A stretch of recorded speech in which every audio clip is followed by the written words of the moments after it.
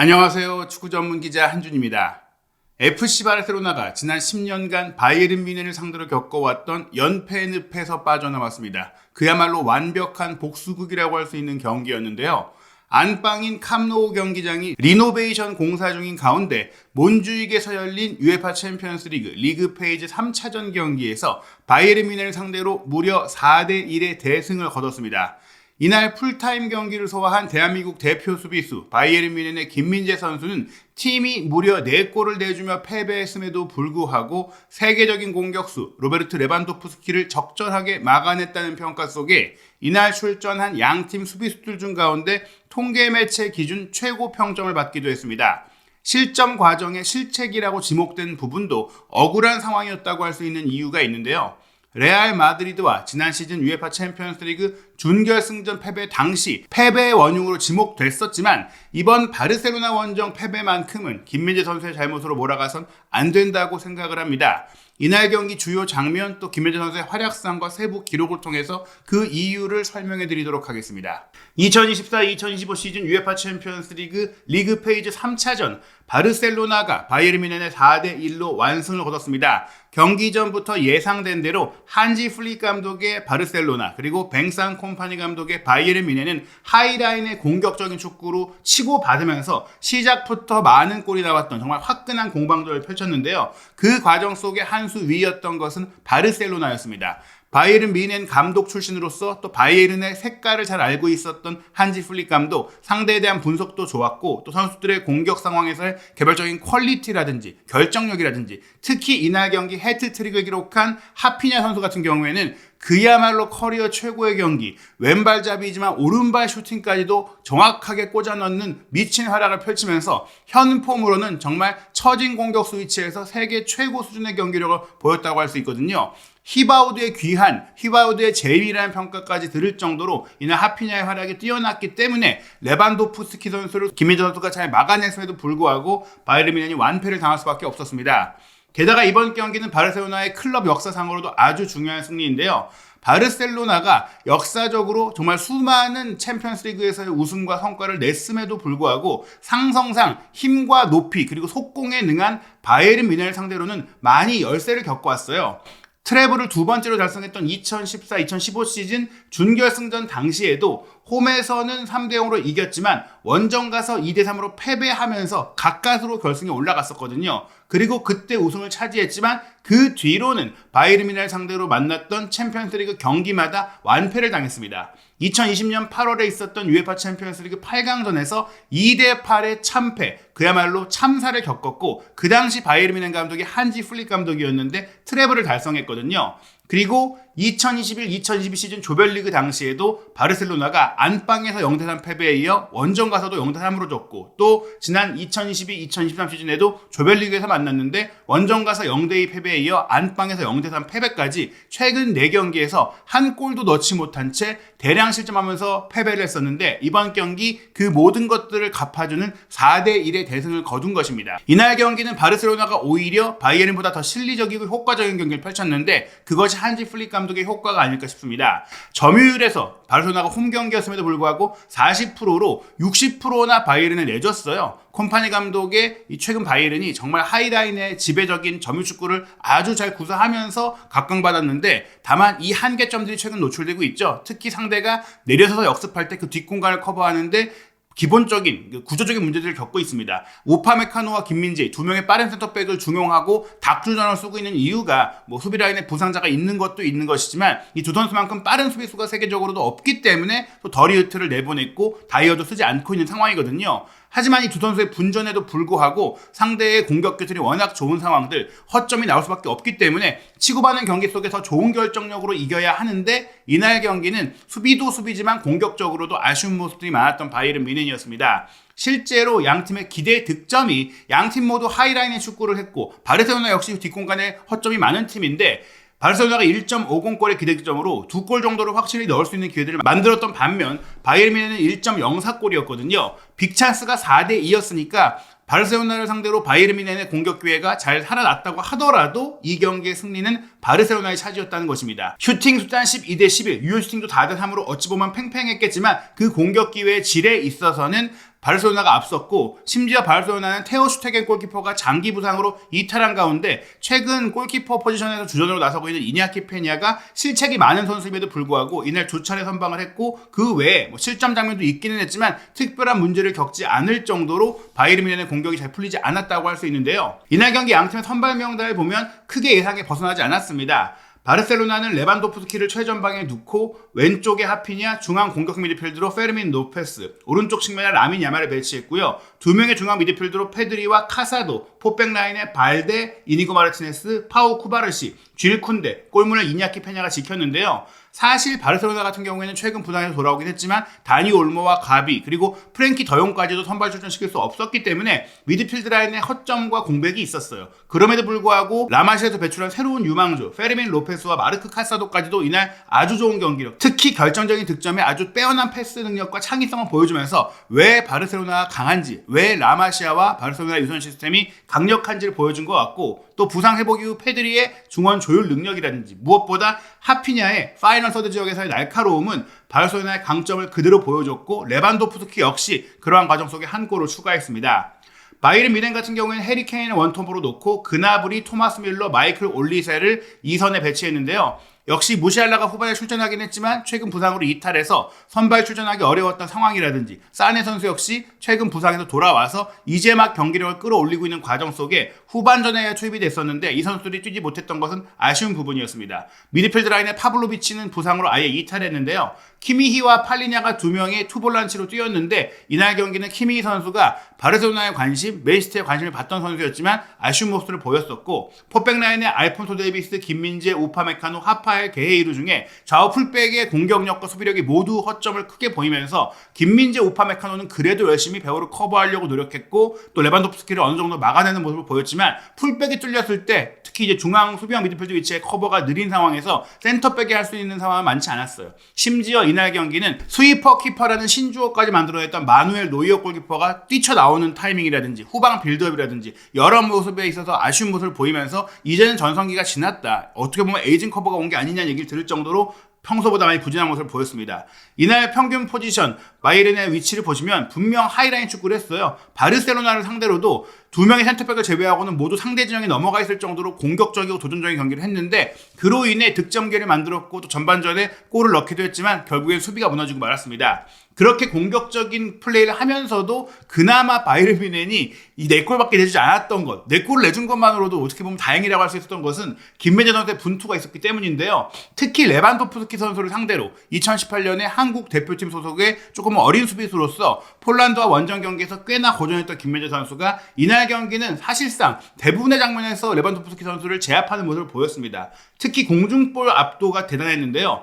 4번의 공중볼 경합을 모두 승리하는 공중볼 승률 100%를 기록을 했고요. 이것은 양팀 합쳐서 모든 선수들 중에서 유일한 기록입니다. 여기에 지상볼 경합도 6번 중에 4번을 승리하면서, 물론 레반도프스키가 6번 중에 4번을 승리하면서 성공률이 굉장히 높았어요. 우파메카노가 8번 중에 4번을 성공했기 때문에 50%였는데 김민재 선수는 70%에 육박을 했고, 레반도프스키 선수가 이 4번의 공중볼 경합에서 한 번도 이기지 못했고, 또 10번의 공중볼 경합에서도 3번밖에 이기지 못할 정도로 이 공을 다투는 과정 속에 김민재 선수가 레반도프스키 선수를 확실하게 제압을 했다. 그러다 보니까 레반도프스키의 패스 성공률도 평소보다 현저하게 낮은 60%에 불과했습니다. 그런데 또 양팀 모두 빌드업이 좋고 후방 빌드업에서 패스 과정에서 센터백들의 안정성이 뛰어난데 김민재 선수가 양팀 통틀어서 가장 높은 99%의 패스 성공률, 그것도 87회의 패스를 연결하면서 86회를 성공하는, 단 한 번밖에 패스 매스가 나오지 않을 정도로 안정적인 활약을 펼쳤습니다. 이날 김민재 선수의 개인 세부 기록을 보시면 평점 7.3점, 말씀드린 대로 4대1로 진 팀의 수비수에게는 나올 수 없는 엄청나게 높은 평점이 나왔고, 이 평점은 득점을 기록한 해리 케인 다음으로 바이에른 선수 중에 두 번째로 높은 평점이고, 바르셀로나 수비수들보다 높은 평점이 나왔거든요. 히트맵을 보시면 본인의 주 커버 영역인 왼쪽뿐만이 아니라 오른쪽 뒷공간 위험 상황까지도 커버를 했고, 미드필드 영역, 수비형 영역, 공격 지역 영역까지 정말 많이 뛰어들어갔고, 이 공격 지역 영역은 상대 지역까지 넘어가서 레반도프스키 선수가 가짜 9번처럼 내려가서 연계할 때까지도 차단하기 위해 움직였던 그런 부지런함이 보였던 장면입니다. 말씀드린 다양한 기록 중에서 패스미스 한 번이 롱볼 연결, 긴 패스에서 나왔어요. 긴 패스는 필연적으로 정확성이 떨어질 수밖에 없잖아요. 11번이나 롱패스를 연결하면서 10개를 성공시켰고요. 심지어 드리블 돌파 시도도 한 차례를 정확하게 성공시키면서 100%의 성공률을 기록을 했습니다. 여기에 라스트맨 태클, 슈팅으로 이어져서 실점할 수 있었던 위기를 막아냈던 태클도 있었고, 전체 태클은 3개였고 가로채기 3개, 슈팅 블로킹 1개, 클리어링 1개까지 기록하면서 개인적인 퍼포먼스는 나쁘지 않았던 김민재 선수였습니다. 하지만 경기 시작 1분 만에 선제골을 내준 장면은 분명히 아쉬웠는데요. 이 장면에서는 김민재 선수가 말씀드린 대로 상대 진영까지 넘어가서 레반도프스키 선수가 내려가면서 수비를 끌어들이고 거기서 받고 연계하는 과정을 압박하라는 전술적인 지시가 분명히 내려졌어요. 경기 내내 이런 장면이 많이 나왔거든요. 그런데 시작하자마자 김민재 선수가 레반도프스키 선수를 압박하기 위해서 올라갔는데 레반도프스키 선수가 몸싸움에서 밀려서 넘어지면서도 공을 페드리에게 연결을 해줍니다. 왼쪽에서 발데가 넘겨준 공을 김민재 선수의 압박 속에서 어떻게 보면 지켜낸 것이죠. 레반도프스키 선수가 잘 지켜내서 페드리에게 주고 페드리가 뒷공간으로 한 번의 패스를 넘겨줬을 때 페르민 로페스가 공미 역할을 굉장히 잘해줬어요. 페르민 로페스의 움직임에 대해서도 또 바이에른 선수들이 압박하러 들어갔지만 페르민 로페스 역시 빠른 타이밍의 패스를 뒷공간으로 찔러 넣으면서 하피냐에게 연결했고 하피냐가 우파메카노의 뒷공간으로 빠져들어가면서 이 공을 이어받았고 골키퍼 노이어까지 침착하게 제친 이후 빈 골문에 침착하게 득점을 성공한 것입니다. 경기 시작 1분도 채 되지 않아서 실제로 57초 정도의 이 선제골이 나왔는데요. 그래도 바이에른 뮌헨이 빠르게 동점골을 넣는 것 같았어요. 오른쪽 측면으로 빠져 움직인 토마스 밀러의 크로스 패스를 케인 선수가 뒷공간으로 빠져 움직이면서 특히 상대 센터백을 압도하는 공간을 차지하면서 헤더 슈팅을 정확하게 연결해서 골망을 갈랐는데요.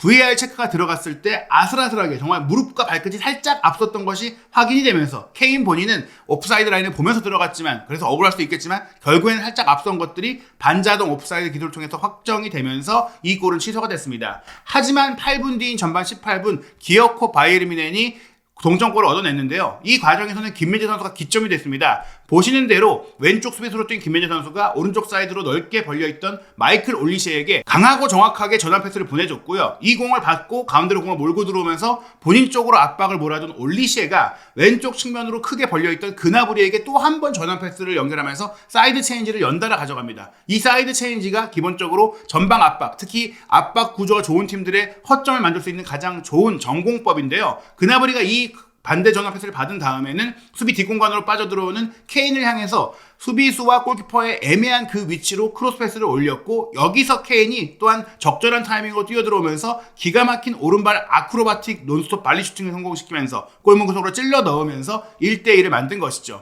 하지만 결국 바르셀로나의 공격이 더 강력했습니다. 전반 36분 라민 야말이 17살이라는 선수라고 믿기지 않을 정도의 창의성과 그 시야를 보여줬는데요.